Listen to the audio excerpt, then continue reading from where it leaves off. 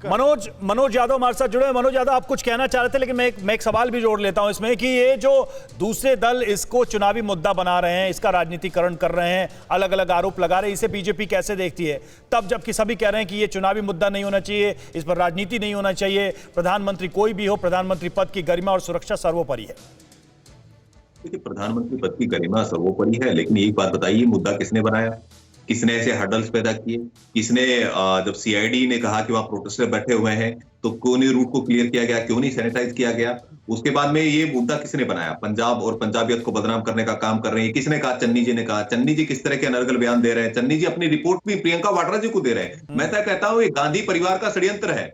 ये षड्यंत्र इसलिए किया गया क्योंकि चांदी की चम्मच लेकर के पैदा हुए राहुल गांधी को अभी जनता ने नकार दिया, कांग्रेस पार्टी को जनता ने नकार दिया है। प्रधानमंत्री 135 करोड़ देशवासियों के दिलों में बसते हैं, तो इनको डर है कि हम वैसे तो हरा नहीं सकते प्रधानमंत्री को, किसी तरह से दूसरा षड्यंत्र किया जाए। आप देखिए, इन्होंने कुछ बोला, मैंने कहा कि सीआईडी ने उनको इंफॉर्मेशन दिया, पता है अभी उस स्टिंग ऑपरेशन में आया है रवि जी निकल करके, सीआईडी ने बकायदा इन्फॉर्म किया था कि वहां पर प्रोटेस्टर बैठे हुए हैं, वहां के बीरबल चन्नी जी ने तो कहा कि हमें जानकारी नहीं थी कि वो जा रहे थे। वो तो देखिए क्या बोलते हैं, प्रेस कॉन्फ्रेंस से बोले कि ये तो कुदरतन हो गया, बाद में बोला कि ऐसा कुछ समस्या ही नहीं हुआ है। उनको जानकारी ना तो प्रशासन की है, ना प्रशासन के साथ उनका तालमेल है, ना संगठन के साथ तालमेल है। जिस तरह सिद्धू जी बाजवा की, ऐसा क्यों लग रहा है कि पंजाब में जो कांग्रेस सरकार है वो गंभीर नहीं है? उनसे क्या उम्मीद कर सकते हैं? वो गंभीर नहीं है, वो क्या बोल रहे हैं क्या नहीं बोल रहे हैं यही नहीं पता चलता।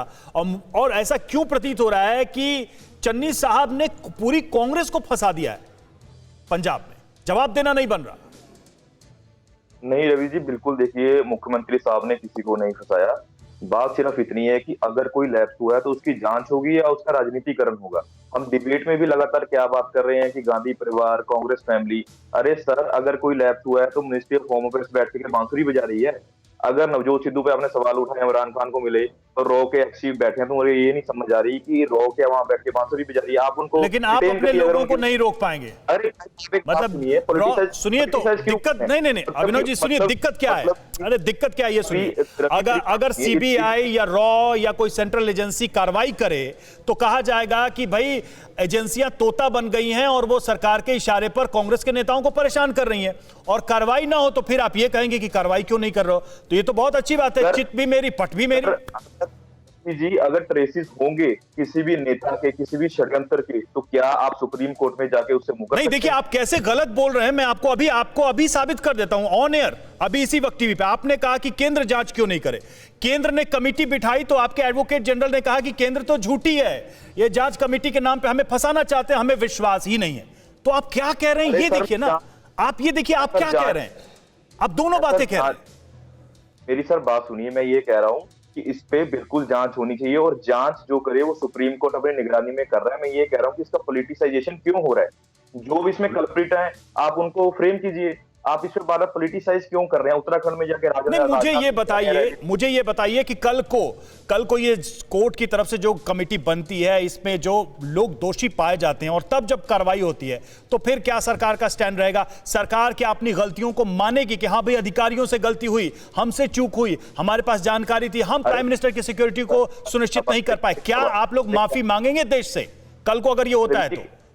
क्या बात कर रहे हैं? जब राम मंदिर का फैसला आया था तो क्या कांग्रेस पार्टी ने उसका स्वागत नहीं किया था? सुप्रीम अरे विरोध भी तो कांग्रेस ने किया था। क्या कह रहे हैं आप? आपके वकील वहां राम मंदिर के खिलाफ ये कहते नजर आए, बड़े बड़े वकील सर, कि राम के कोई प्रमाण नहीं है उनके जन्म का। क्या बात कर रहे हैं आप? उसको मत इन्वॉल्व करिए। अभी का जो मुद्दा मैं ये कह रहा हूं, मैं फैसले की बात कर रहा हूं कि जब सुप्रीम कोर्ट का कोई भी फैसला आएगा वो सभी नागरिकों के लिए उतना ही मान्य होगा, कांग्रेस पार्टी के लिए भी उतना ही मान्य होगा। ऐसी किरकिरी करानी ही क्यों है कांग्रेस को? मनोज जी, ऐसी किरकिरी कौन कराता है राजनीति में कि पहले पूरा ढोल पीट दें और बाद में कहें हम सम्मान के साथ स्वीकार करते हैं? क्या इसको राजनीतिक नासमझी कहें या फिर कैलकुलेशन में गड़बड़ी हो गई, क्या कहें इसको? देखिए, ऐसा है रवि जी, कांग्रेस पार्टी अपने सेल्फ गोल करने में माहिर है, और जिस तरह से ये जो भी षड्यंत्र हुआ है, जो भी साजिश रची गई है, प्रियंका वाड्रा की देखरेख में हुआ है, राहुल गांधी जी की देखरेख में हुआ है, और माताश्री की आत्मा भी 2-3 दिन बाद जागी है, वो पहले दिन नहीं जागी सोनिया जी की आत्मा।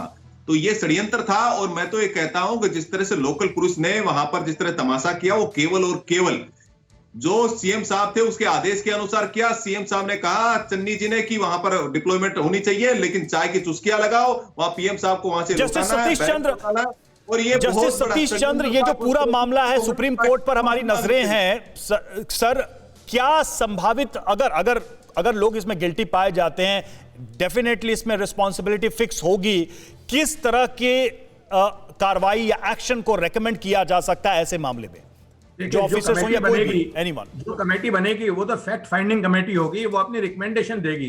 पनिशमेंट देना नहीं देना वो फिर सुप्रीम कोर्ट सबमिट होगी रिपोर्ट, तो सुप्रीम कोर्ट डिसाइड करेगा। इसमें कमेटी कुछ नहीं कर पाएगी, कमेटी तो अपनी फैक्ट फाइंडिंग रिपोर्ट दे देगी।